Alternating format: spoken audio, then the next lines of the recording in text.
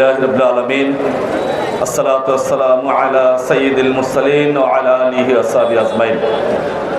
ইসলামী আন্দোলন বাংলাদেশ নাটোর জেলার উদ্যোগে আয়োজিত নাটোর জেলার ওলামা ইকরামদের শ্রেষ্ঠ আলেম জনাব মোহাম্মদ আলী সিদ্দিকী সাহেবের সভাপতিত্বে আজকের এই সমাবেশের প্রধান অতিথি বাংলাদেশের তারুণ্যের অহংকার ইসলামী ব্যক্তিত্ব নেতৃত্বদের চলমান সিচুয়েশনে যিনি রাহবার হয়ে ভূমিকা রাখছেন শায়েখে চরমনাই জনাব ফজল করিম সাহেব,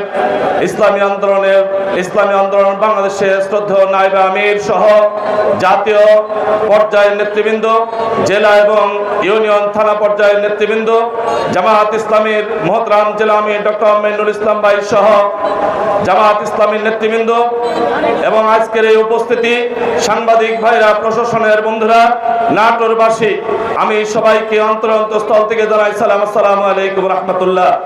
আজকের এই সমাবেশ নাটোরের ইতিহাসে নিঃসন্দেহে একটি সারা জাগানোর মতো সমাবেশ। নাটোরের মানুষ কোনোদিন দেখে নাই এই ইসলামী ব্যক্তিত্ব এবং নেতৃত্বদের একই কাতারে দাঁড়িয়ে জাতির কান্তি উঠলে তিনটি শিরোনামে দাঁড়িয়ে জনগণকে আগামী রাষ্ট্র ক্ষমতায় নেওয়ার জন্য ভূমিকা রাখার এই দৃশ্য কোনদিন দেখে নাই।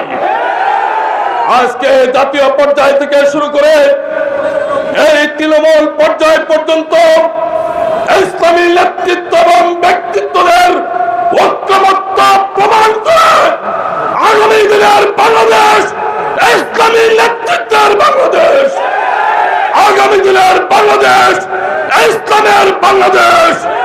ইসলাম প্রতিষ্ঠার মাধ্যমে এদেশ থেকে ইসলাম বিরোধী সমস্ত শক্তি উৎখাত হয়ে যাবে ইনশাআল্লাহ। সবাইকে ধন্যবাদ জানিয়ে আমি আমার কথা শেষ করলাম।